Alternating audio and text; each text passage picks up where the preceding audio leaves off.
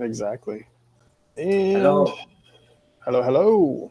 Welcome to welcome. another episode of the Side Boot Podcast. How's it going? This, this is episode 345. Welcome back. Thanks for Right. being here. Been doing this every day. We've nearly done a year's worth. Thank Every you so single much. day. Imagine that. I think I could by myself, like, but Yeah. I, I I think I'd end up just getting myself in trouble though. Saying and just talking to yourself in circles is like, hey, you just yesterday you said you believe this, but now you're saying this.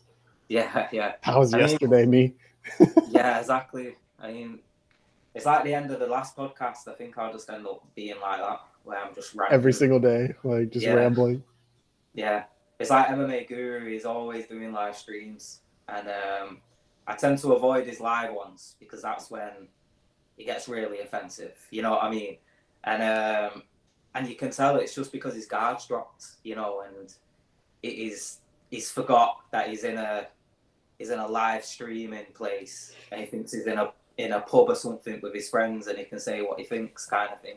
Yeah, I that's funny. kind of want to avoid that. Yeah. So to avoid that, though, we changing it up this week. Probably Yeah, going forward, switching it over to an hour instead of two. I think that'll be for the best for both of us. yeah. I mean, obviously, maybe if it makes sense to do a longer one, what I mean, we'll be adaptive with it. But Yeah, for sure.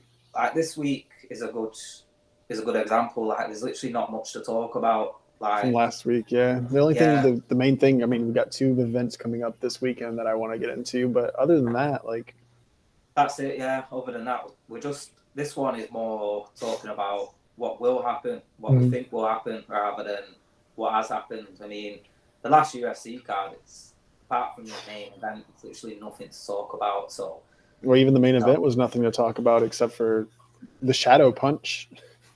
What's that? Shadow punch? Yeah, like what did Neil Magny get hit with? Oh, I didn't. Well, I saw the knockout, but I've not seen it to where. So it didn't hit him. Like But, honestly, I've watched it like but four times. I'm like, I I have saw no idea. actually. Now I'm thinking back, I did see a shot land here. Yeah, but it was like it bounced, so it didn't look like anything. But I guess it just caught him Yeah, just but right. that's how you get knocked out, isn't it? By your head bouncing. I guess. I mean, I did see his head like take contact from it. Like, if that's the knockout shot, that I'm just going off the one still that I saw. Yeah, that was a knockout shot. It was like it Yeah, that's bounced. totally plausible, man. That's a fucking thingy shot. Like, that'll take your what do you call it? Oh, what's the word for it now? There's a word for it. That will take all your balance. I don't know Yeah, what the actual word equilibrium. is. The equilibrium. Yeah, Yeah, that's yeah, an equilibrium shot. Like, you don't even have to hit hard. You just have to get it right there. Like, yeah. And just face planted, like out yeah, that's what for I'm saying. That's what it'll wow. do to you. Like, his eyes might have been awake and he might have been conscious, but his body just doesn't know what to do. It's shut Yeah. down in that moment. And like Um, I didn't even yeah, see it at the luckily, time. Like I had to I'm rewatch it. lucky I'm he like, is didn't. that what happened? Yeah, I saw a still of it, and I just thought, oh yeah, obviously, you know what I mean. But I've been hit there by a baseball bat, so I know that feeling, and I know that's a bit different, a baseball bat than a punch. Like, I'm lucky I've never been knocked out by a punch, so I don't know what that feeling's like. But with the baseball bat, like, it is literally 1 minute I felt a ding, next minute I was just waking back up, and then when I was getting back up, it's like my legs wasn't working, and like nothing was working properly. So Your when I brain was wasn't communicating to your body. yeah, so when I was walking back home, I was all over the place. Like, people would have thought I was drunk rather than Yeah. just been knocked out. You know what I mean? So yeah, I can understand how that one probably did just take him like out, like, and it looks, and I can understand why people can't see it, if that Mm. makes sense, because Yeah. unless you've like been there, or you've maybe been in a gym and seen someone get clipped like that, then you're probably not going to understand like how someone can get clipped like that and go down. Like, it's similar to I try to think of another one I've seen like this recently. I can't think now off the top of my head, but I have seen one like this in UFC quite recently as well, where a lot of people were debating it because it brushed the chin. I think was this instant. And I'm just like, mate, you touch the chin, even if you brush it. Like, if you see that guy's head wobble, then you know why he's been knocked out, you know. And it was the same with Magny. I saw, like, it looked like his head was recoiling off that. So, yeah. Yeah, it was not an eventful fight, though. Magny was running away, and Freitas was chasing after him, and it was just not good. I will say one thing, though.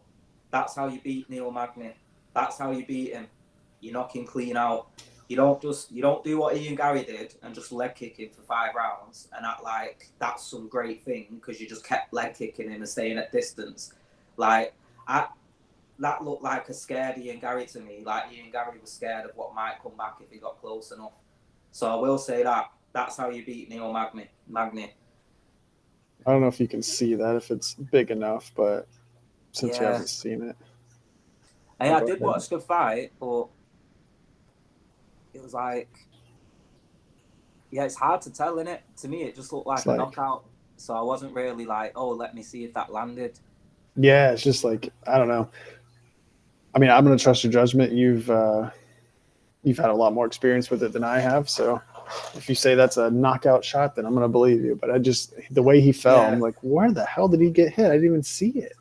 That's it. I wouldn't say it was a knockout shot. I'd say it was more an equilibrium. Thanks for reminding me of the word because it totally escaped me. But yeah, I'd say it was more an equilibrium, and I think Neil Magny probably understood that, and so he closed his eyes, you know, to make it look like I've been knocked out. Because I do think a lot of fighters do that. Like, I do think a lot of fighters, like, instead of quitting or going back to the corner, I think they take a big shot, close their eyes, you know. I think that's what Mike Tyson's going to do it against Jake Paul. Like, literally, that's how that's going to end. Like, he's going to get hit with something big. I've seen Mike Tyson quit in his prime, like, as a prime boxer when he was considered the best in the world. I've seen him quit. So what's he going to do at 58 years old against the young man? Yeah, and I watched your video, and I understand where you're coming from with that. I mean, his last fight, he quit because he got tired. And like you said, that was 20 years ago. What's he going to do now? And in that time, he smoked weed and had an exhibition match with Roy Jones Jr. Yeah, and an exhibition match where he knew that it was a no knockout rule. So he was trying to knock out Jones, but he knew in his mind Jones wasn't trying to knock him out. So it's that different exhaustion of, like, you know, when you know someone's coming back at you, like, it's harder to deal with. Whereas the Roy Jones one, I think, like Tyson knew it was an exhibition, and Roy Jones has been in millions of exhibitions, so he's very professional at doing an exhibition, if that makes sense. Yeah, for sure. Yeah, he knew he was, and I still think Tyson lost. I mean, to be honest with you, I know they didn't score it. Yeah, he was barely landing. Like, that was my whole thing of the fight was, if Tyson can land one, then it might do something to make Jones, like, stop moving and whatever. But he couldn't land that one. So, and like, Jones is a great mover. So I'm not trying to compare the footwork of Jake Paul to Roy Jones. That's not what I'm trying to do. Right. But Jake Paul's 30 years younger. I was going to say at least 25 years younger than Roy Jones Jr. So yeah. Well, I mean, at least he's going to be able to. Jake Paul. So he is literally, like, the age difference is just crazy. Like, yeah, it's wild. I can't believe this is actually a sanctioned match and not like an exhibition. Like, that's wild. I know. And you know what makes me laugh is, like, people judge Russia and other places like Japan, Russia, you know, that's famous for their weird comedy fights and stuff like that. Yeah. But yeah, we've watched Tommy Fury versus Jake Paul. We've watched Tyson versus Jake Paul. Like, who are we to judge? I watched Eddie Hall, who's a former strongman, against 2 small Brazilian kids. Like, we can't judge no one. Like, we do all the same shit. Like, and it just makes me laugh, though, because we sit in our little ivory towers, like, looking at all the elephant poachers. Look at all those silly people over there. Yeah. And it's just funny. Like, it always makes me laugh. And it's probably going to be talked about immensely on Friday. And then, I don't know, it's just going to be crazy. It's going to be interesting. I think the co-main event, in my opinion, is going to be more interesting than the actual Jake Paul fight. Katie Taylor and Serrano. Serrano too, yeah. that's the one to watch, isn't it? Like if you're watching that card, that's the one you're watching. And then if anything, you should turn off after that, because you're gonna watch an amazing boxing fight by two world class, highly talented, like actually talented female fighters. Yeah, I don't even want to say female. You're watching two world class athletes. Yeah, because Katie Taylor, I don't know if you know this, but she was an international football player for Ireland as well.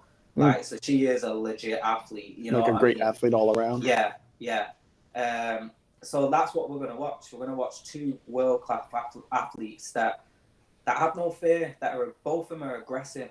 And don't get me wrong, Serrano isn't always aggressive. Like, I've watched her fight some tin cans and stay on the fucking back foot the whole fight. But you can't do that against Katie Taylor. Like, she brings the fight out of you. And I was gonna say their last fight was Serrano good. had a case. Yeah, Serrano had a case for the win. So this isn't me like Serrano's rubbish. I just think her opponents, you know, she's fought some rubbish opponents over the time. Whereas I'm not saying Katie hasn't, but Serrano's has been more frequent. Like, even the last more fight, noticeable. Yeah, it was terrible. Where you look at Katie's last few fights, has been against like Chantel Cameron, who she even lost against Chantel Cameron, and then avenged it in the rematch. You know what I mean? So, like, it's going to be a great aggressive fight, and we're going to watch these two ladies put it all on the line and just go at it, and possibly not knock one or the other out. And then we're going to watch a 60-year-old like try his best to get in range of a 27-year-old, and that's all what it's going to be. Yeah, and I think you made a really good point. It's like people are going to be tuning in specifically to see Tyson knock out Jake Paul, and I just don't see it happening. I mean, I can see the fight going the distance. I don't think necessarily Jake Paul will knock out Mike Tyson. Necessarily, it could happen, but people are going to be tuning in for the wrong reason, in my opinion. Yeah, exactly. The only way it happens is if it's the most spectacular way it can happen is in the first 5 seconds. If Jake Paul's dumb enough to walk into the middle of the ring and get into range in the first second, and then let Tyson do his bobbing and weaving, then that's how Jake Paul will get knocked out.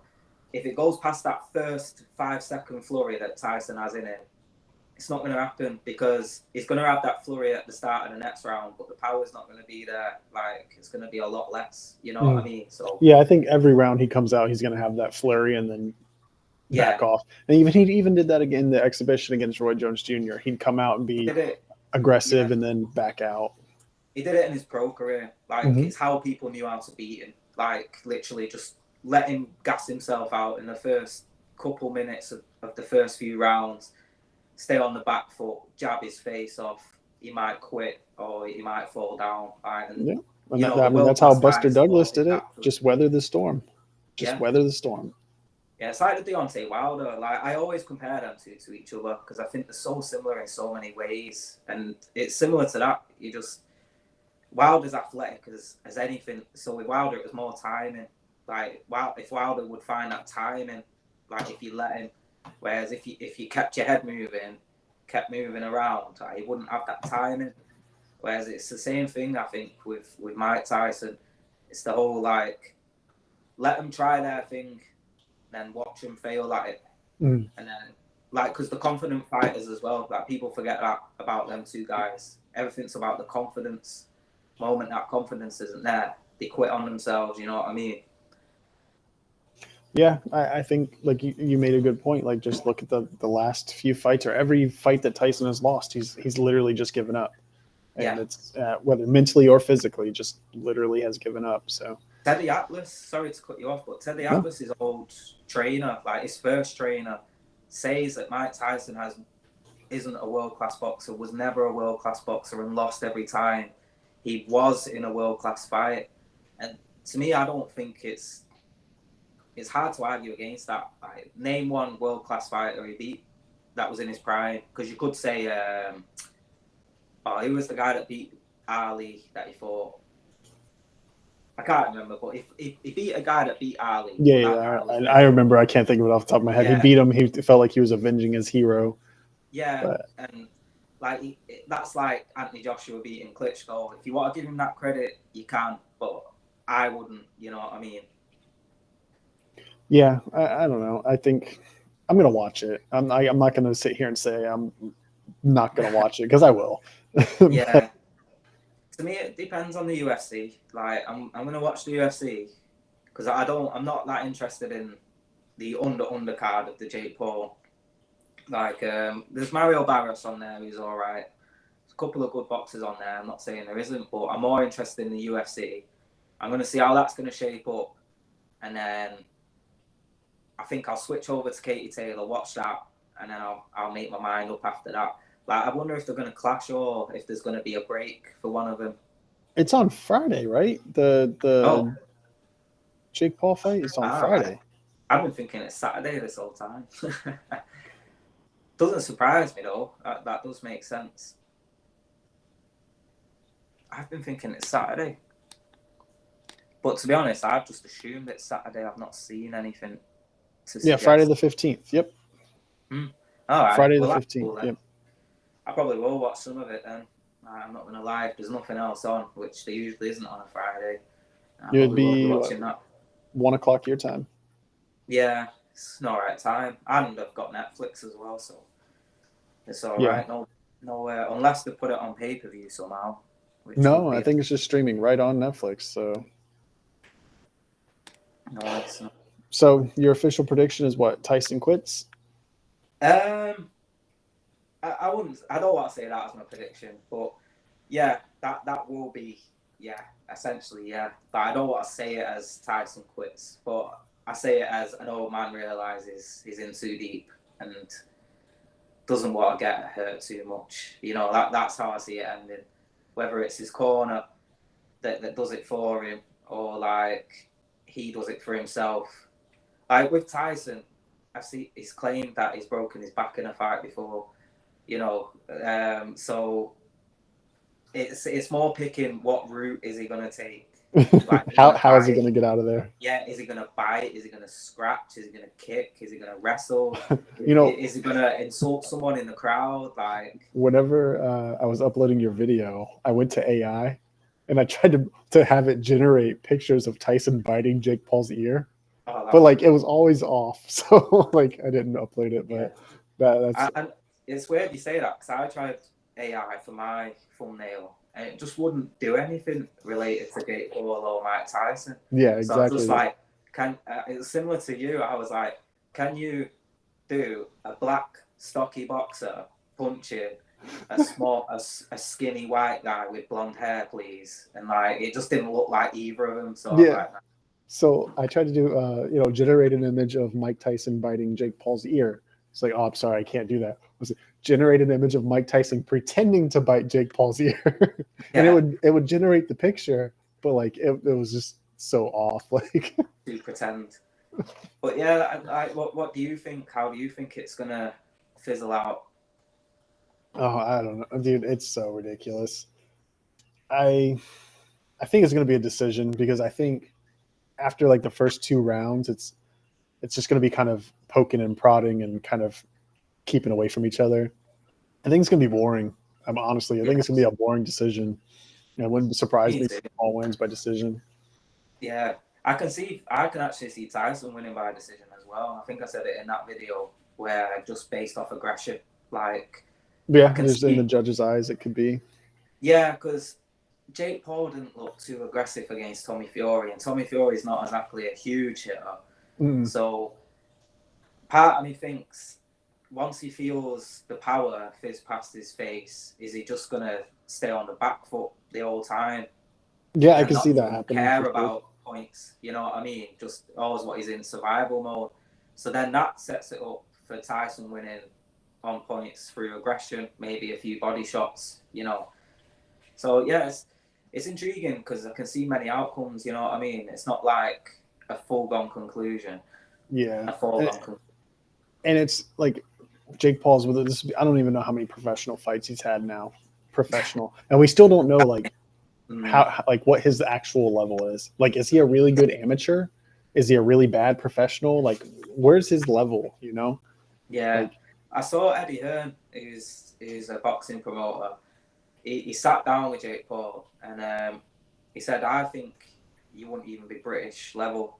Like, and he said, don't even take that as offense because Jake Paul started getting offended. And he was like, that's not offensive. He said, you know how many boxers I have on my stable that aren't British level but still generate good money and still make a career out of boxing? And he said, that's good because it's very hard to get to national level, you know, so I'm still praising you by saying you're just under national level.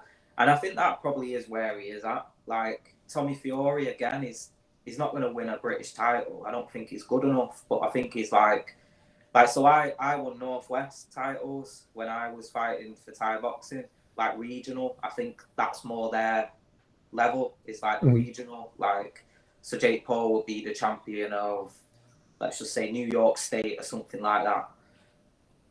Gotcha. So, I mean, yeah, that's like a regional scene or whatever. But I don't know, man. Like, he's 27. He's been boxing. I mean, how long has he been boxing now? Because these people out here are literally dedicating their entire lives to boxing. Yeah. I think it feels like about 5 years. Let's see, 2018. So 6 years now? Yeah. Yeah. So he's been training boxing, you know, doing that thing for 6 years. So when did you start Thai boxing? What age? When I was about 6. So he's 12 in boxing years. Yeah, kind of. But that kind of makes sense though as well at the same time of like he's not at the amateur like fights and all that, so he's not at that amateur circuit, which does help, but it's not crucial. You know what I mean? Like Fabio Wardley has just won the British title against an Olympian. So Fabio Wardley was a white collar boxer. Like that was his grounding as an amateur. But white collar, if you don't know, it's just like in youth clubs and stuff like that, or in a car park. You know what I mean? It's sanctioned as referees, like high up. But I don't even know. The dog distracted me then. No, sorry. No, it's all right. I just lost my train of thought. No, yeah. So the guy, he just beat an Olympian. Yeah, so Fabio Wardley, you could look at as like Jake Paul. We've probably been boxing about a similar amount of time as well. Now, I would never say Fabio doesn't have a chance at reaching world-class levels because he started late and he didn't do the amateur stuff. And I think it's similar for Jake Paul. Like, Jake Paul's been trained by some absolute world-class people out in Puerto Rico. He's been training with Amanda Serrano. So it's hard to quantify what he is as a boxer because it's so unique. It's like comparing him to maybe a boxer's child, like a Floyd Mayweather, because he had the dad, you know. So Floyd like had the great training from the start, like, or Ricky Hatton's son, who's starting out now, Campbell Hatton, where he looks rubbish. No offense to him, he's a man. Wish him all the success, but he looks absolute rubbish. Like, and I think he's lost his last 2 fights, and he's doing it all on live TV. And it's like, so some people, they can get that world-class training, but if they haven't got the athleticism to do it or whatever, it just doesn't translate. Whereas Jake actually seems like he's got a bit of that. Like, who I compare him to, ironically, is a bit like Wilder, the way he sits on his shots. So he does have that little bit of athleticism. So it's really hard to quantify him as like, what level is he at? What level should he be at? Because it's just, he's so unique in that sense. So let me ask you this: Who do you think was the most similar to his level that he's boxed? Is it Tommy? Probably Tommy. Yeah, probably he Tommy. Lost. Same situation though as well. Like Tommy, world-class trainers with his family. Yeah, grew up with like great training. So it's like it's hard to even quantify based on that fight because they both had the similar. Like, we need to see him against a regional champ, kind of, like, you know what I'm saying, like an American champion or a British champion. Like, we need to see what that's like. I mean, even like a Spanish champion, a country that's not necessarily as well regarded in boxing, you know, like a German or Spanish or Italian, something like that. Like that's the only way we're going to see. Like, we're not going to see against Tommy Fury or against a UFC guy or Mike Tyson. Yeah. It's so hard to quantify. But the way I look at this one is just based on athleticism. You know, like they both had similar amount of training, not amount. So they both had similar styles of training, world class. Both Tyson and Jake Paul. So now it's who do I think's just got the most stamina and the most, not even heart, but can take the most kind of stuff, you know. So you got to go with the guy who's 30 years younger. Yeah, just logically, yeah. Like, and like, it's just going to be so harsh because I know if he doesn't win, he's going to get such a backlash, Mike Tyson, and he's not going to deserve it, you know. Right, because he's almost 60. One. Yeah, like this isn't the one. So, yeah, it's a weird one. Yeah, I think, I don't know. I just, what was the winning outcome for Tyson? It's literally only one, right? To knock out Jake Paul. That's the only way he wins. Yeah. So, because even if he goes to a decision and he wins, he's still going to lose because people will say, "Oh, you took Jake Paul to a decision." Yeah. So his only logical way of us looking at him and saying, "Great job," is by knockout. Yeah. Am I wrong?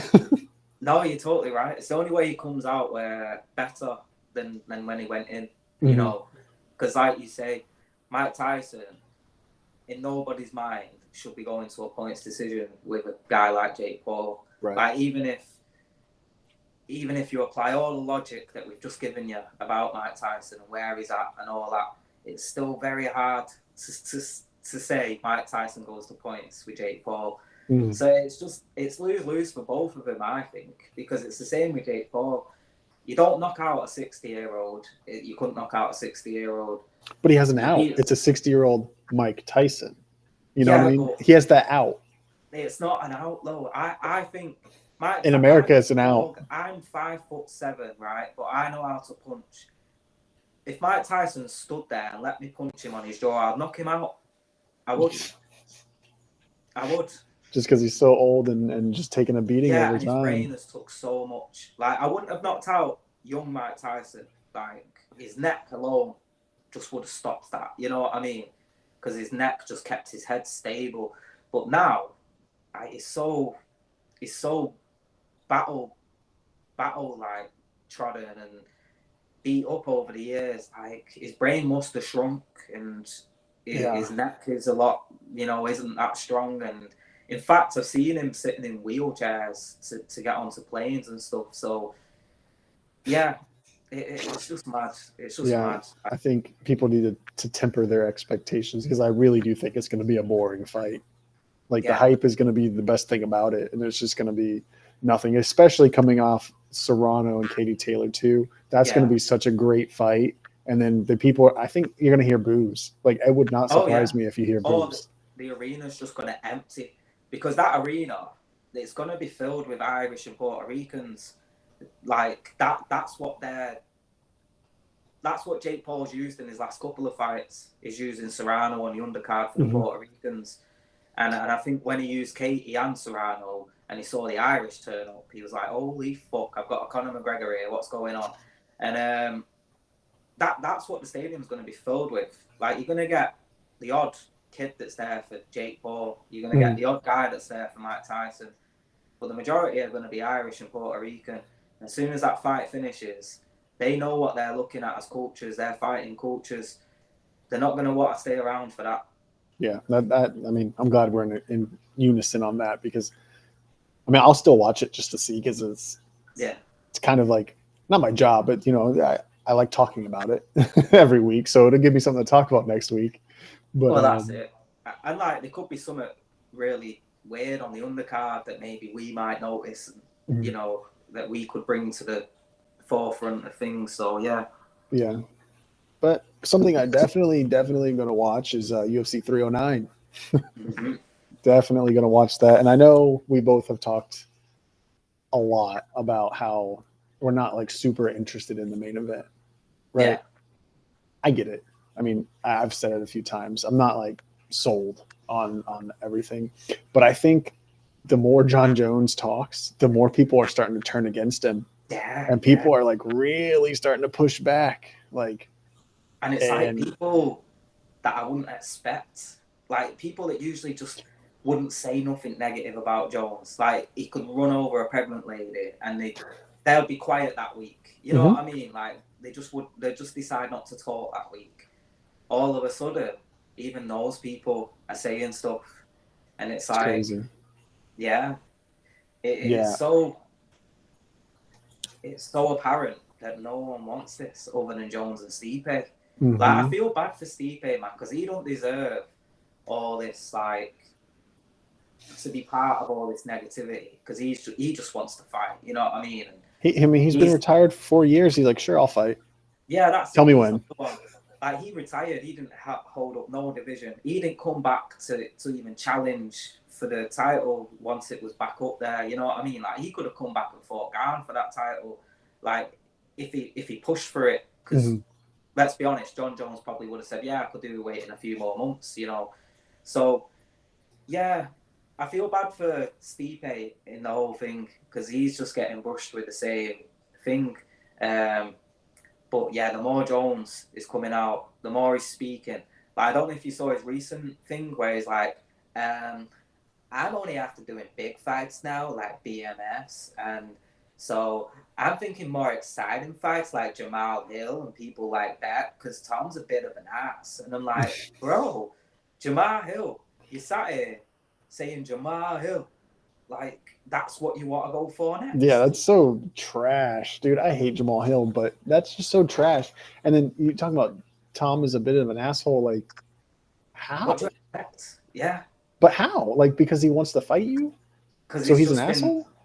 Yeah, I don't get it. Because, like, the one time he did call him out, he was so respectful. He was like, look, John, don't disrespect. You're a great fighter, but I just think I'm better. So let's do it. Like, that's literally what he did. Like, people have been begging Tom, been saying to Tom, look, just be more aggressive with him. Just come out and just piss him off. But Tom doesn't want to do that. You know what I mean? Like, MMA Guru keeps making up all these scenarios of Tom Aspinall being extra cruel to John Jones. like basically they've turned him into Gypsy Tom Aspinall. No offense to the gypsies out there, but you know, like the Furies, because he does train with them. And so Guru's guy keeps coming up with all these different scenarios, like, oh, what if they meet backstage and John goes to shake his hand and Tom goes, no, I don't shake hands with men that beat women, and you know, little things like that. But Tom's such a nice guy; he's never going to do this. Yeah, and that's what's frustrating. And he's getting called an asshole that's what I was saying. It's like he's never done anything negative that I've seen. Like I haven't seen anything where he's been rude or negative. I mean, he just, even when he does his interviews, like, and they like for instance, he was doing like rapid fire questions, like, oh, what do you think about this fighter? And then they said John Jones, and he was like scary or danger, whatever he said, but it was a compliment. He wasn't saying like he's ducking me.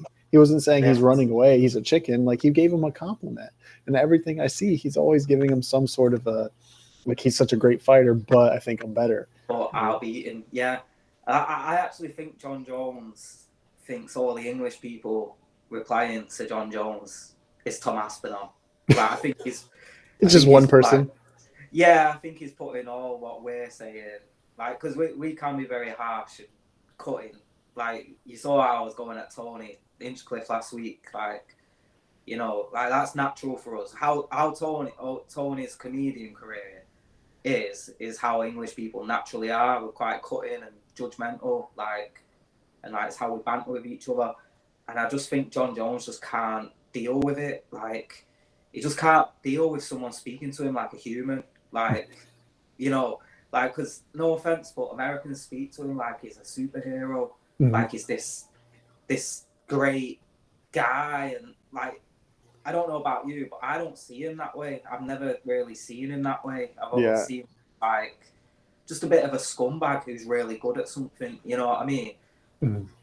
Well, yeah. I mean, you could probably go back and find older videos where I've said I'm not a John Jones fan. I haven't been a John Jones fan. I mean, he beat Mauricio Shogun Rua for the title. That's my favorite fighter of all time. So I've kind of hated him since that point. Yeah. But you know, so it's not like I'm a John Jones fanboy or anything. But yeah, I mean, you do shitty things and you expect people to still praise you. Like, that's wild. And then you got Dana White, who's just doing media cover up. Like, I know. Like, it's the craziest thing. Like, I've never I don't seen a know. sport where it's so like, where like you can't call UFC a sport anymore because I've never seen it where it's just so blatantly biased towards one person. Like, where, like, I don't know if you've noticed, if you watched any of the embedded, like, stuff for this event coming up, um, they've not shown, like, Francis Ngannou knocking out Stipe in the thing, but yet they're happy to show John Jones head kicking Daniel Cormier. Like, that fight has been fucking fingered. Like, it's been took off the record because he Yeah, got it was a no out for contest. cheating. They made fucking Daniel Cormier break that fight down, like, the other night, and break down how great John was in that fight. That's And good I know because full I well hate Daniel Daniel. Cormier. So Yeah, I know you don't like him, but I know full well Daniel in his mind was thinking, but it wasn't a real fight. Like, he didn't win fairly. he cheated, right? Yeah, and Daniel had to do this whole video. I felt so bad for him this week. Like, he's had to do 5 videos breaking down 5 fights where he's fucking lost against these 2 guys. And you know what's I've seen people commenting, because the 12-6 elbows are now legal. Yeah. So one of the John Jones loss is, they're probably going to overturn that to a no I don't contest. think it should be overturned. Like, you lost under the rules at the time. Yeah, you knew what the rules were and you still did it. So it shouldn't be overturned, that one. Right, but it's John Jones, but they might. Yeah. So, and then also, like, the whole picogram things, like, now that's within tolerable levels, like what he tested for. So, like, will his no contest be overturned? So, like, you have this scenario where by the year end, John Jones is undefeated with no you know what I mean? Like, they're changing the rules, like, it looks like specifically for this guy. Yeah, and they have their own testing thing now as well, don't they? Because they're not with USADA anymore. They've created their own. Like, UFC is so fucking corrupt. So I remember them changing. Why did they go away from USADA? Because didn't John Jones like assault a USADA guy or something like that? Well, it was 2 things. It was because they wanted to test Conor McGregor, and like Conor wasn't having it, and and then the John Jones thing. Yeah, so it was their 2 big stars that think they're imperial to everything, like, literally broke it. And then breaking news, I don't know if you saw this, but they're letting them use the old gloves for UFC 309 because John Jones doesn't like the new gloves. It's pathetic, mate. Like, they changed the gloves because of John Jones. Like, because of the amount of fights we watched John get an advantage by poking somebody in the eye. Yeah. And is Chris Weidman fighting on this card as well? Yes. Mate, did you see how his last fight ended? No. Chris Weidman's. It was a 1-2 eye poke. Oh, jeez. I'm not even exaggerating, mate. Like, he went thump, thump, thump, and knocked him out. That's how the fight ended. It wasn't the first time in that fight he eye poked either. Like, the guy was bleeding from his both eyes before it even happened. Like, bro, this is going to be horrible to watch. We're going to watch Chris Weidman just fucking stab someone's eyes out. And then we're going to watch John Jones just blind Stipe. Like, that's the only, you know what? I've been watching a lot of Stipe in the build-up because I've been wanting to give myself hope, right? And I did start giving myself hope with the boxing. I saw John against Garn in them first few exchanges and he looked so weird on his feet, John did. And I thought, you won't get away with that with Stipe because Stipe can wrestle as well. So you won't be able to just grab him, throw him on the floor. And so I started giving myself false hope with the boxing. But now with this eye poke thing, that negates Stipe's boxing because John will just stay like this the whole fight. Yeah, I think that's one of the underrated things about Stipe is, like, people don't understand, like, he was a legitimate boxer. Like, he was gold gloves level. I mean, that's nothing to sneeze at, like, that's legit talent. But I think whenever you have things like the oblique kicks and the teep kicks and shit like that, it's going to cancel out a lot of that boxing. So yeah, that is true.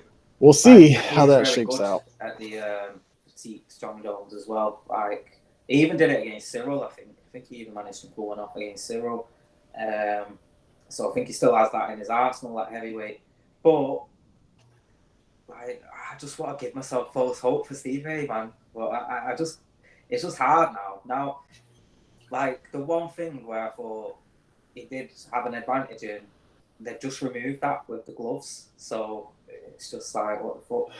So, I mean, I don't know. I just feel like it's so hard to predict that fight. You have a guy who hasn't fought in 3 years versus a guy who hasn't fought in 4 years. Like, it's going to be tough to predict that fight. But we'll get into that in just a second. You want to start in prelims, or do you want to start on the main card?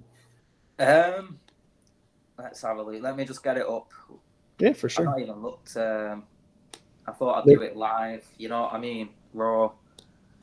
Yeah, I mean, there's some really good fights on this card. There's some really good talent, all the way down to the early prelims. Yeah, they usually do with John Jones cards, don't they? Like, that's one thing I enjoy about when John Jones fights is they stack the card, because like they try and do the Sean O'Malley thing of, oh, he sells so much. Oh goodness. All right, let me try in the full fucking card. Where is it?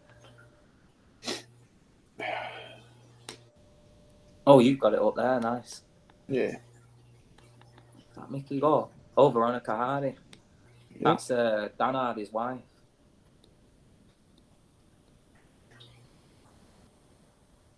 Yeah, I've never seen her fight, but she's the favorite. Good. Yeah, she's pretty good from what I've seen. Quite well rounded.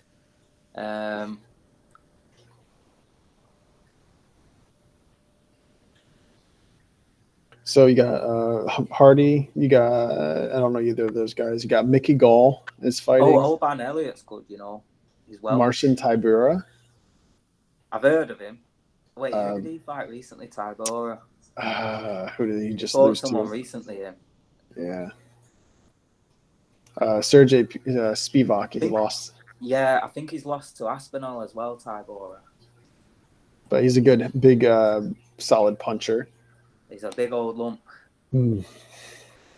But main card, I mean, we can go to prelims. David Onama versus Roberto Romero. Don't know who that is. So Jim Miller on this card. Oh, Jim yeah, Miller is on this card. Yeah, that's mad. I mean, just as I said it, he appeared. Jim Miller, check him out. He's only on 300. He's active, isn't he? He's still active. He's fighting Damon Jackson. I mean, Jackson's the favorite, but never count out Jim Miller. No, yeah. I thought he might have beat, was it Bobby Green his last fight? I thought he could have pulled one off in that one. Out. Yeah. All right, so I reckon it's quite a big card, this, isn't it? So I reckon we do like prelims, like not early prelims, but we start off from Jim Miller and go up. Yeah, just go up here. Okay. Yeah. So we got Jim Miller versus Damon Jackson. Are you familiar with Damon Jackson at all? No, I'm not. He looks familiar, but he lost his last fight. I reckon that's that Mike Jackson guy. He's just white facing, trying to come back. Oh, he's bounced his last 3 fights. He's alternated wins and losses. So, I mean, just going by that, I'll put. What did he do against that Hernandez there? Because he's quite good at him. Hernandez, he beat Hernandez. Oh, okay. Split decision, though. For the win, then. Yeah, I'll say he wins because he lost and then he won and he lost and now he's got to beat Jim Miller to keep his. Mm-hmm. I think that streak's just been broke now with Mike. Yeah, it has. Yeah. Little bastard. So I'll go Damon Jackson on that one. Yeah, I'm gonna go say Damon Jackson. Not sure what or why. This one, I already know what I'm going with. This one. Chris Weidman. Yeah, I'm going Chris Weidman by Opticians. Like he's gonna send my man to Specsavers. Yeah, no, not doctor stoppage, optician stoppage, mate. Like he's gonna create optical illusions in there. Yeah, let's see this guy. Yeah, I'll say Eric Anders.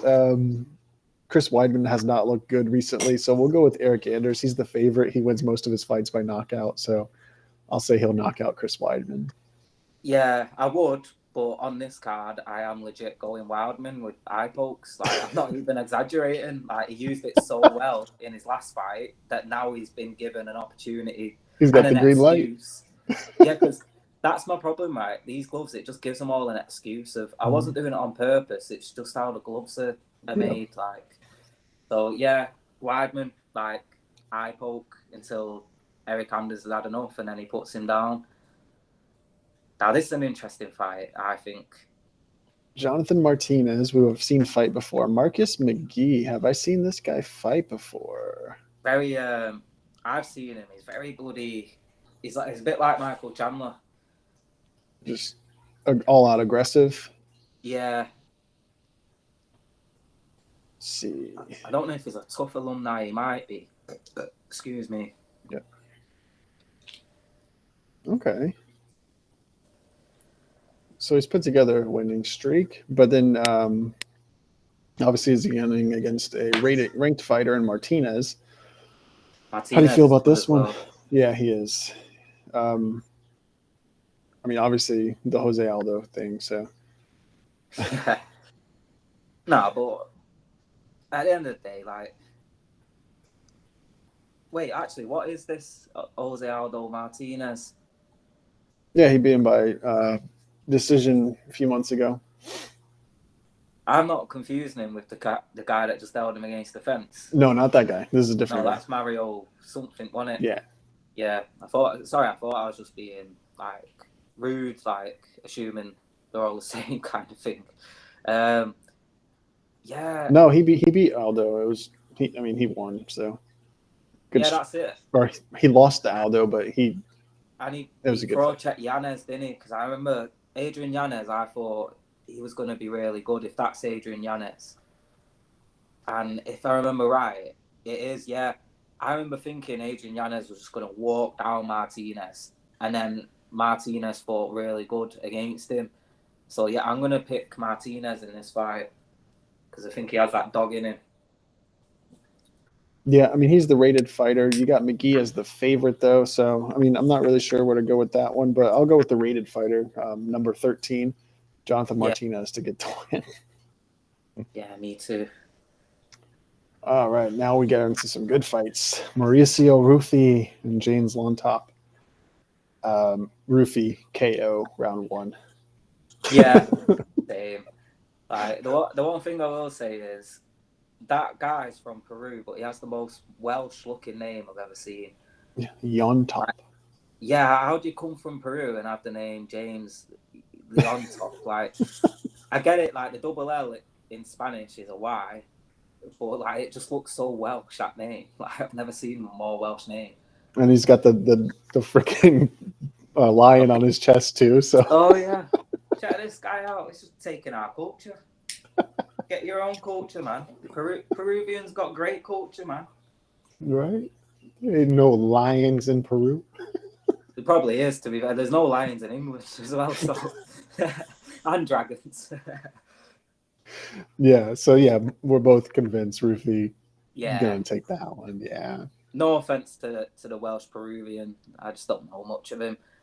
This one, I generally don't know either of them. So. I don't either. I'll go with Vivian. I've heard of Arujo, actually. Now I've seen the name. I've heard it in passing, but I don't know if that's a good thing or a bad thing. All right, let's see. I think I might know why I've seen her name. She's quite pretty. Oh, so yeah. Oh, okay, yeah. She lost to Rivas. She beat Maya, and then... I remember the only reason why I know her name is because of that last fight. Like, everyone was just simping over both of the girls. Oh, is that what it is? Yeah. Well, she looks like a decision machine, so let's check the other chick out. All of her fights have come by decision recently, so... Doesn't bode well, does it, for that fight? And Karine Silva. Let's check. 9-fight win streak, 9 wins by knockout, 8 wins by submission. Yeah, I'm going to go with this chick.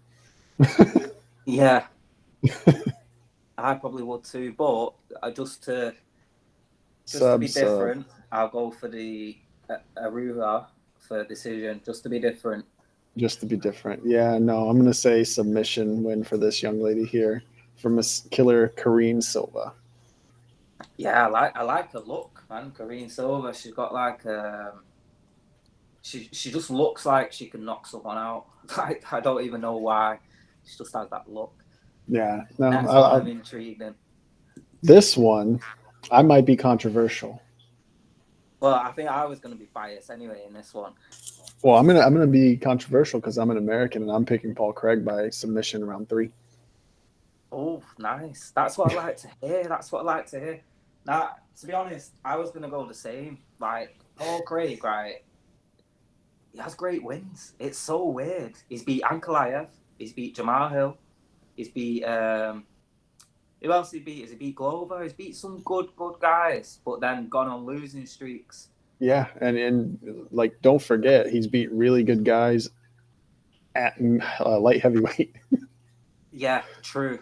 But is that that also could be a sign that he's more weaker now?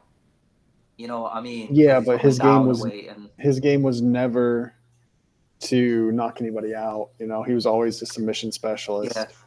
So No, but what I'm saying is though is I always think cutting weight is worse. Like the more you do, because like he's going to be more tired and stuff like that.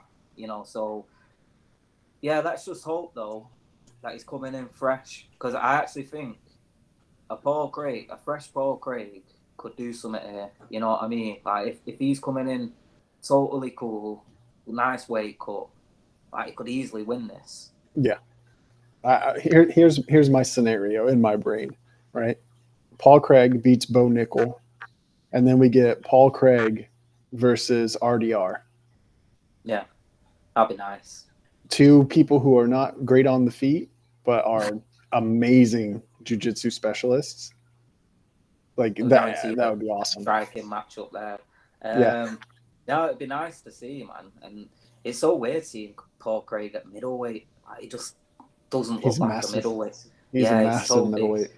And I saw him being interviewed before this fight, and he said this was the longest time it's ever taken for a fighter to accept to fight against him. He said he sent out the contracts and he had to wait 10 days to hear anything. He said he's never had that in his career before. I heard about that too. I watched that. Yeah, so part of me thinks Bo Nickel's team wasn't too sure about this one, you know, or maybe Bo Nickel's team were okay with it, but Bo Nickel himself wasn't too sure about this one. Like, and I know he's gonna have some weird excuse like, "Oh, I was out on the mountains, man. I didn't have no cell phone coverage for 10 days. That's why it happened, man. I was in the mountains." Like, but I find that very suspect. Like, especially when it's no offense to Paul Craig, but especially when it's Paul Craig. Like, no offense. He has a discipline that is specifically designed to counteract Bo Nickel's discipline, though. Exactly. You know, that's what I'm saying. It's like, if he took 10 days to decide against, let's just say, I don't even know, but just someone who's closer to Bo Nickel, like in terms of his style, like wrestling and striking, like I would have thought, oh yeah, it's probably just, you know, the paperwork getting through and all that stuff. But with this one, like you say, because Paul Craig is literally, his style is to counteract Bo Nickel kind of guys. Like, because always what Bo Nickel kind of guys do is hold you down. Hold you down and keep their position. Yep. Yeah. So whereas while you're holding me down, I'm going to try and break your arm. I'm going to try and choke you out. I'm going to try and just get out of this. You know what I mean? So it is very intriguing, man. And Paul Craig's great off his back. I mean, Bo Nickel obviously is going to try to keep him in compromised positions, but Paul Craig is great off his back. He can pull up. I mean, like the Jamal Hill thing. I mean, obviously he had him in the freaking triangle, broke his arm, was elbowing him in the head. Like that, I think that's the biggest tell of what's going to happen in this fight. Yeah. And do you know what? I always give Jamal Hill credit for that. Like fighting with a fucking broken arm. Like he was tough in that one. Like so tough. I liked Jamal. After that fight, I really liked Jamal Hill because I thought, what a tough guy.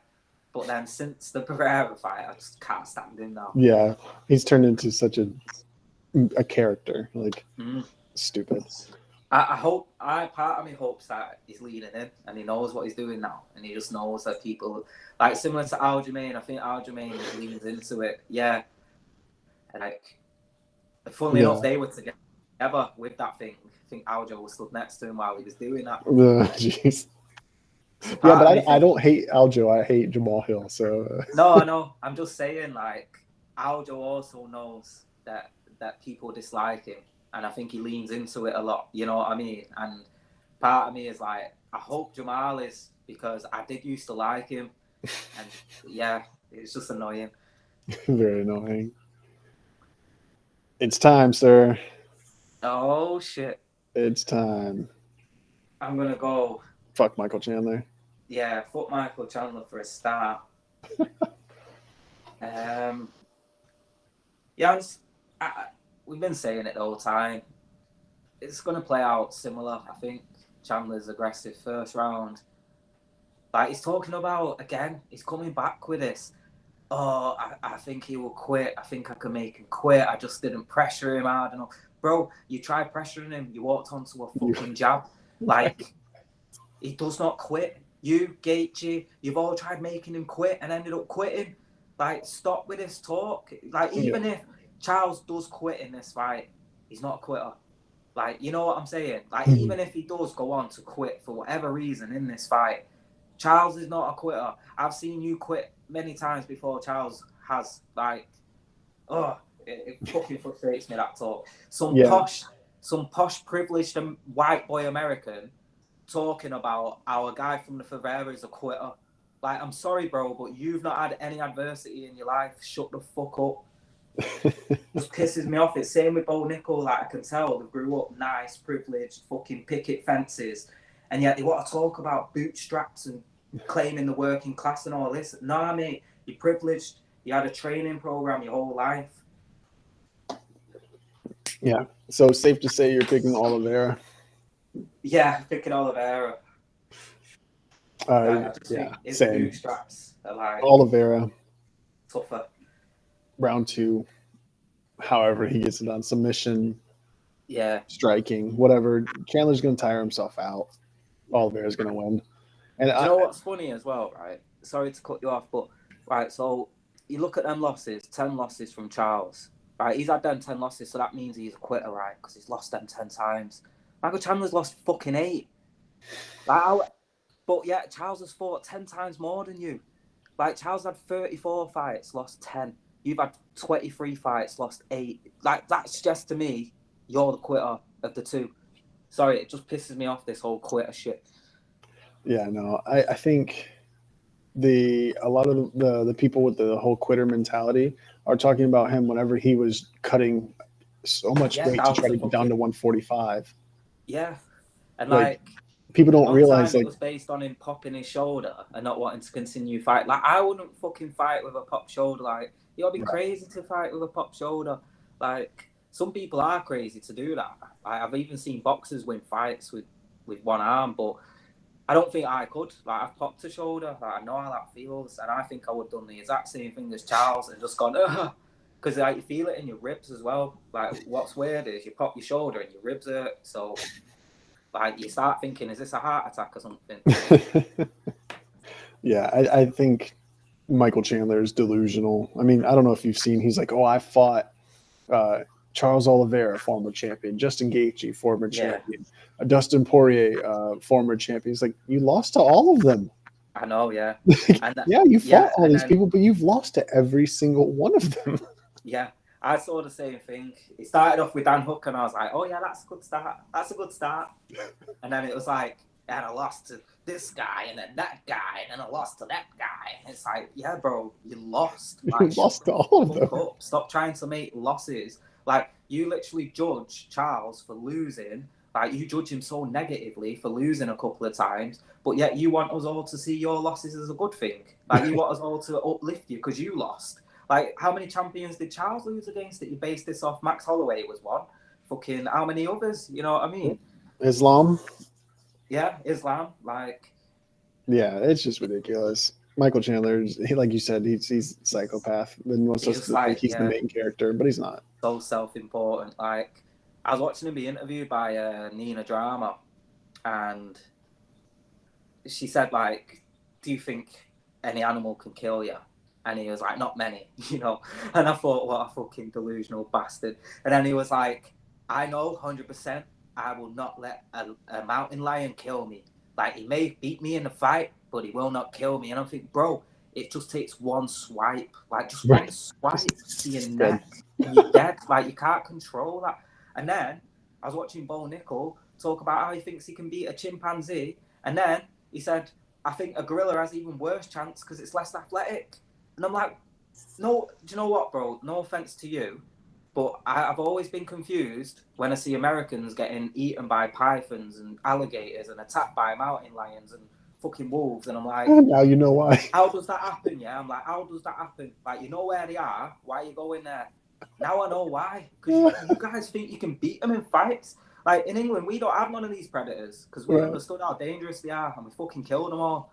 Like, you guys want to keep them around for fucking practice or some shit. Like, you're not Russians, man. Like, leave the Russians to the bear fighting. Like, you guys aren't good at Indians. Not you, personally. I mean, like, your Bo Nichols and your Mike Chandlers. Hey, I'm not delusional. Anything bigger than like a very small dog, fuck me up. Well, you live in Florida, like you fucking, you're probably way more aware of like, you know, you probably hear it in your local news way more often, like. But yeah, watching these two, like, that's how deluded both of them are. They can't even concede a loss to a fucking animal, right? Like an animal that will literally rip you to shreds. Yeah, to a fucking predator, like. That we won't even let around us because that's how dangerous they are. But they think they can. Like Mike Chandler, I'll give it him. He just said he wouldn't let one kill him because that's how privileged and entitled he is. That he just wouldn't let one kill him. Like, oh no. He was talking about breaking wolves' legs, bro. He was like, yeah, a wolf, I'll take a wolf. They've got skinny legs, just one kick. Like, bro, you're not getting in range to kick a wolf. Yeah, like, what are you talking about? Like, it's so stupid. Like, I used to practice with my dog, right? I had a Patterdale. It was like a hunting kind of breed in England. And I used to practice with it, like, you know, just spar with it. And mate, that dog, it was only a little thing. I would never touch it because he was so quick. You know what I mean? Like, the whole practice session was, if I touch this dog once, then I know I'm getting quicker and I'm getting sharper. I did good. yeah. Like, if I can get out the way of this dog, like, jumping at me, if I can stop it from getting on me, then I'm done good because I managed to outtime it. And this is a tiny little dog, bro, like 2 foot tall. You know what I mean? This guy thinks he can. Not a fucking chimpanzee or a gorilla. Yeah. And then Nina Drama's like agreeing with him, like, and I'm like, just shut the fuck up. Like, she's just a paid patsy, though, so don't worry. No, I know. Like, she can't stand MMA guru, but her favourite people are John Jones and fucking Sean Strickland. Like, what the fuck? Oh, that's funny. Main event time, sir. Main event time. Yeah.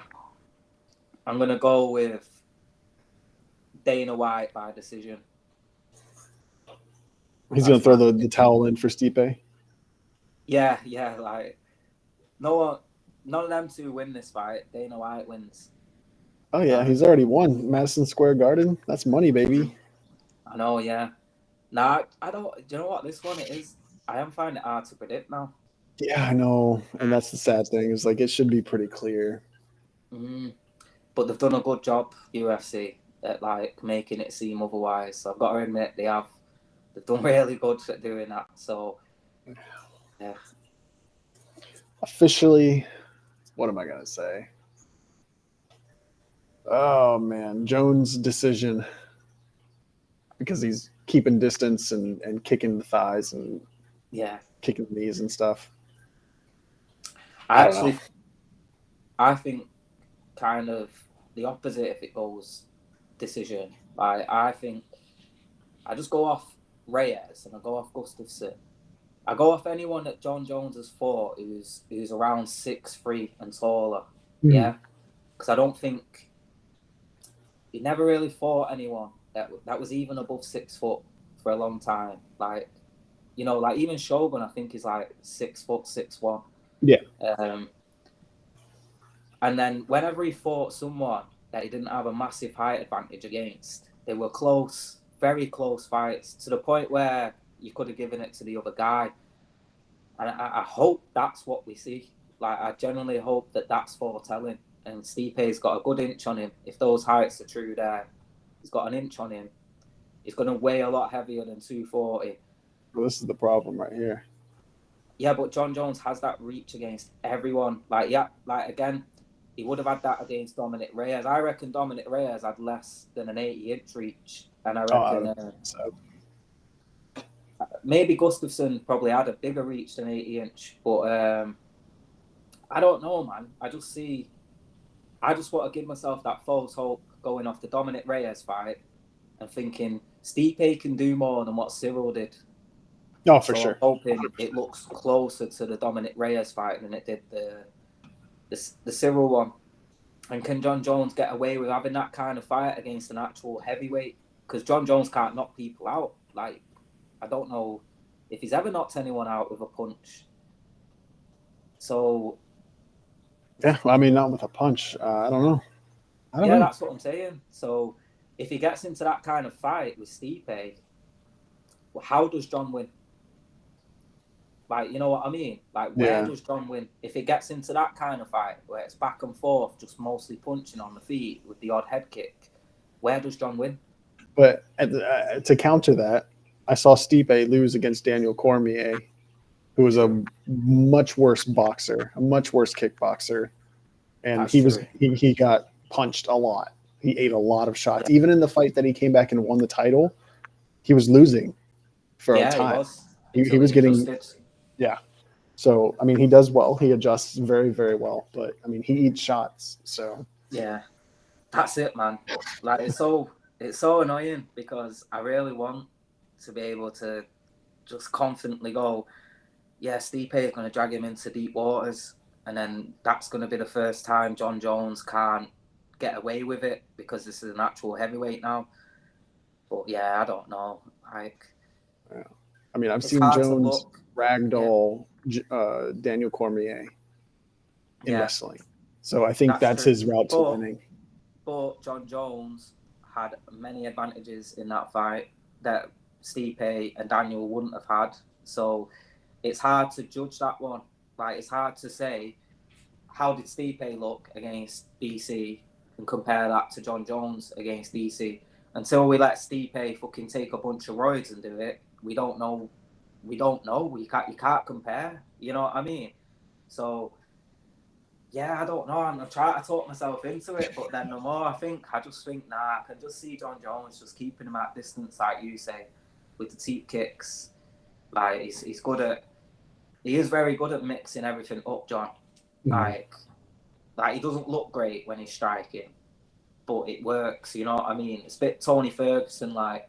Yeah, he's a little awkward, but I mean, you could tell he's drilled that awkward many times. So it lands, and when it lands, especially those teeps, those calf kicks, the knee kicks, they're devastating. I mean, Thiago Santos hasn't looked the same since. No, it's not. I don't think anyone does after fighting Jones, to be honest. But you know what? I will say this: John Jones is probably the first ever mixed martial artist in the light heavyweight division, and probably one of the only when you actually think about it. Because look at the champion now, Alex Pereira, kickboxing specialist. Like, they're all specialists, aren't they? Like Glover, jiu-jitsu, like. So, yeah, is John Jones the first true mixed martial artist we've seen as well? To take that onto another thing. But, yeah, I'm going to go Jones. I am going to go Jones. He just mixes everything up well. And, like, yeah, with the gloves and all that stuff, everything's just lining up for Jones winning it. Yeah, and that's it. And don't get me wrong, it would not surprise me in the least if Stipe came out and looked great. Like, it would not surprise me at all. But I mean, it's hard to argue against John Jones in Madison Square Garden. It's just yeah, he's literally in his home state as well. So, like, there's nothing that goes against John Jones in this. Like, if it's a close points decision, it's going Jones's way. Like, every close points decision has gone Jones's way. Like, every single one, yep. Yeah.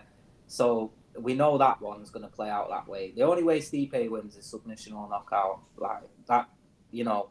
I think it's similar. I'm saying this about Usyk and Fury in their rematch. I think Usyk needs a knockout to win, and I think that this one's quite similar, where the company's desperate for one guy to win. So everything's going to be set up for that one guy to win. Yep, would not surprise me. No. But yeah, come on, Stipe, though. I'm supporting Stipe.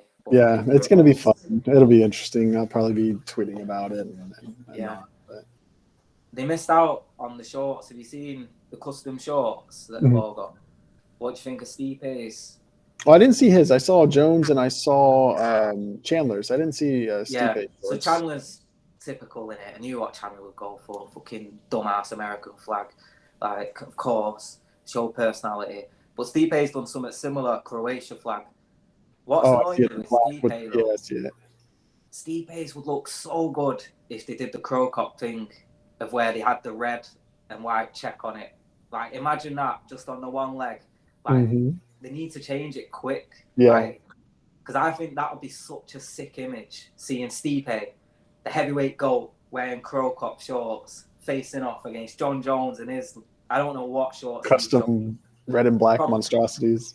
Probably some weird Jesus shorts, yeah. Like, probably got some Jesus quote on it or something. Like, I'm just going off what Jones pretends to be. He pretends to be a Christian, God-loving, God-fearing man who just beats women whenever he decides. So yeah, he's probably got a picture of like his wife on there, like, for inspiration, and then a Jesus quote on the other side.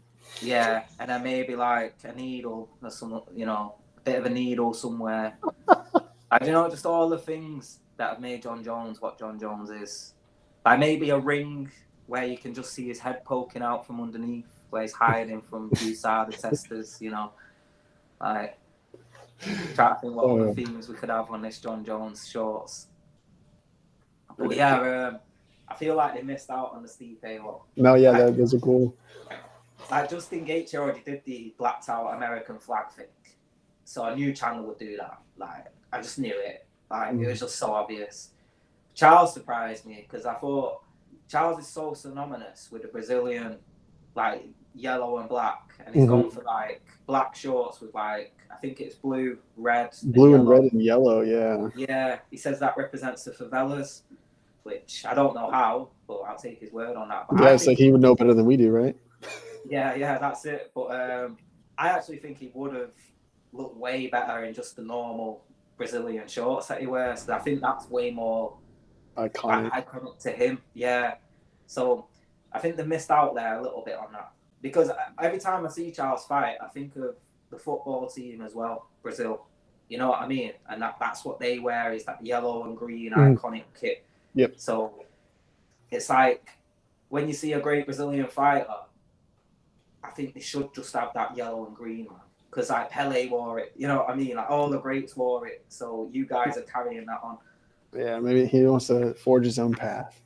Well, can't blame him for that. And maybe, for all we know, I don't know much about Brazilian government, but for all we know, that yellow and green might mean something like different to what we see it as. You know what I mean? Like for instance, Manchester United's colours are red, black and white, but we also go back to gold and green from when, before we were called Manchester United, we do that as a protest against our owners, as if to be like, this is our colours, you know what I mean? Use have bastardised these red colours now.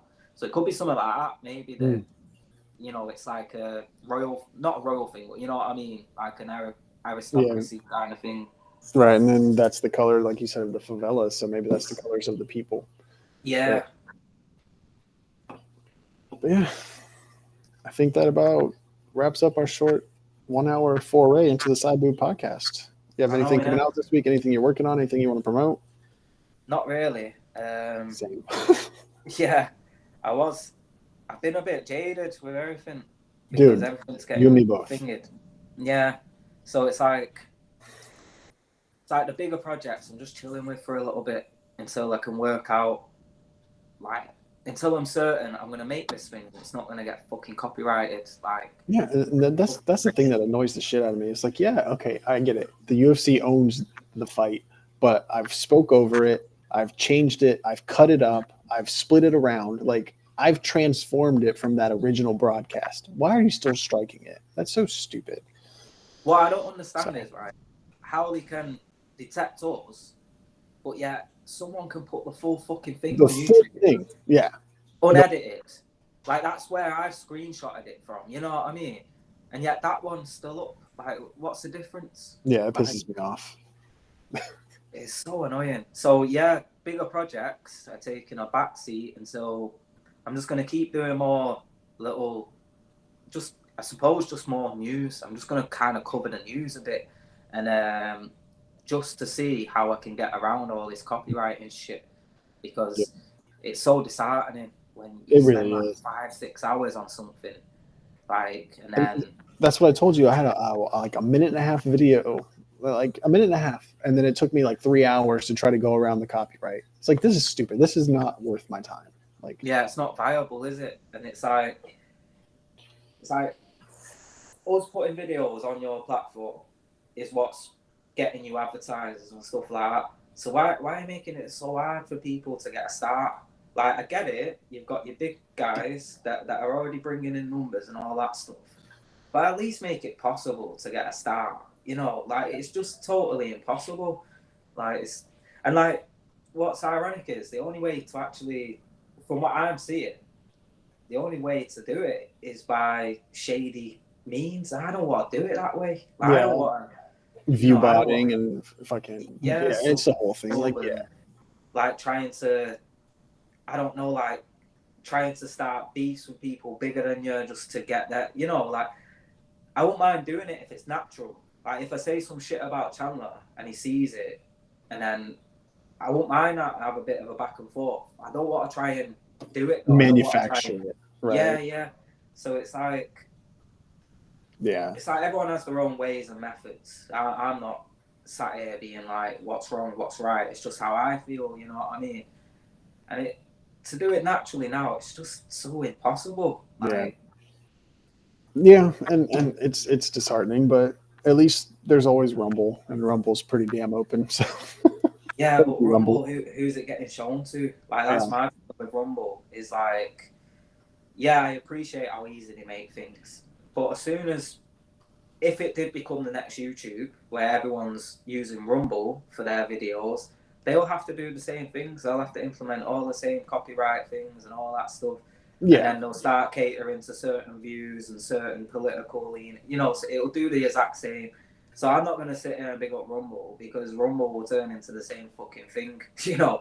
And the yeah. problem is with Rumble is it's not showing it to anyone, you know. So at least with YouTube, I've got the odd chance of it might get put on the main page. If it gets put on the main page of Rumble, what am I going to get? No offense to Rumble, but what am I going to get out of that? You Yeah, know? it is a smaller pond, obviously. So Yeah, and it's very like, I don't think the Rumble people will like me once they get to know me, like, because I don't lean on their side. Like, I'm flexible in terms of the side thing, you know what I mean? In terms of left, right, central. Like, I'm very flexible. They don't want flexible people on stuff like this. They want just someone who's right minded. Like, I've literally seen it from people we kind of interact with. Like, they don't want someone who can be like, I would vote Trump, but I think he's a fucking prick.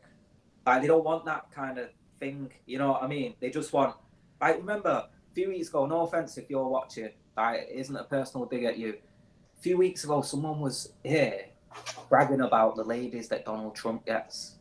Like, bro, like, that's when you're leaning too far into a side, when you care about, like, what man, and you want other men to brag about this yeah, man's girlfriends. It's like, that's when I know, like, yo, it's leaning. You know what I mean? It's yeah. No, leaning I heavy. got you. And that's my one worry about Rumble, is as soon as they start asking me what do I think about certain things, I'm not gonna try and cater to that. You know what I mean? So they're not gonna like me. I'm just gonna be this horrible snowflake who's libtard and whatever fucking bullshit they say about people that will knock and clean out if they say it to my face. Right. Because that's the thing. They'll say all this. They'll think that I'm this libtard snowflake. I will be more. I will use my freedom of speech, and I will insult you worse than you could ever insult me, using words that you think I will not use because you think I'm left leaning and I'm a libtard and all that. Like, I will literally be more like scathing than you could ever imagine, because I'm happy. Like I'll happily be cancelled by the left, and I'll happily be cancelled by the right. Like, I don't give a fuck about trying to fit into your shitty little boxes. Like, Donald Trump is a big fat orange stinky bastard. He's just a posh boy. He's had everything handed to him in life. Nothing he's done is because of what he is as a person or what he's learned. It's because he had a rich dad who had a rich dad who had a rich dad who had a rich dad who had a rich dad. Like, if you look into his ancestry, he's more German than he is anything else. So, like, all these people you hated in World War II, what do you think Donald Trump come from, bro? With the blonde hair and the blue eyes. Like, you know what I'm saying? Same with Kamala. This whole, I'm a middle class mixed race woman. Like, I don't give a fuck. You're not. You're a privileged fucker. Like, you grew up rich, just like all the other fucking political people. None of you understand anyone from the middle class or the working class. And if you actually think these people do, then you're fucking deluded in your mind. Like, you're absolutely deluded. Like, Donald Trump would fucking shit on you as quick as he would shit on a Mexican, as quick as he would shit on a Muslim, or as quick as he would shit on any other type of people you don't like because you think he doesn't like. He will still shit on you just as quick. Like, you know, and same with Kamala. Like, they're both the same. They're both two heads of the same beast. They've got the same body. They're just two separate heads. Just two different heads, yep. Yeah. So that's why I probably won't get on Rumble. To circle back. Yeah. Well, thank you for that. But yeah, I will be probably just working on some short stuff, just some news or whatever that comes out this week, and I'll be posting it everywhere that it'll let me. Same. I'm gonna do short stuff, nothing too long. Yeah, like, to be honest, if there's anything people would want me to do or start looking into, like, that would be great to offer some suggestions. Yeah, even if it's like, even if you just heard this fucking Rumble rant, like, even a Rumble person, like, if you got something you want me to look into, like, I'll happily look into anything. And if I think it's worth covering, I'll cover it. If I don't, I don't. You know what I mean? So, yeah, just let us know. Like, for sure. It don't even have to be sports. You know what I mean? It could be like, oh, yeah, there's this one YouTuber who's obsessed with Ninja Turtles and he climbs into sewers every morning. No one's talking about him. All right, let me investigate. Oh, yeah. I mean, actually sounds pretty interesting. I'll look at it. You know what I mean? So anything like that, or just anything you think's unique and you won't mind someone looking into and offering a perspective on. For sure. Drop a comment down below. Subscribe. Whatever. What's it called? Follow. Just shoot us a message. Whatever. Yeah, do all the stuff. Do all the stuff that we need. All the stuff and the things. Do the things that put your numbers on my numbers to make the numbers go big. Yeah. We want big numbers. Yeah, mucho number. All right, numero.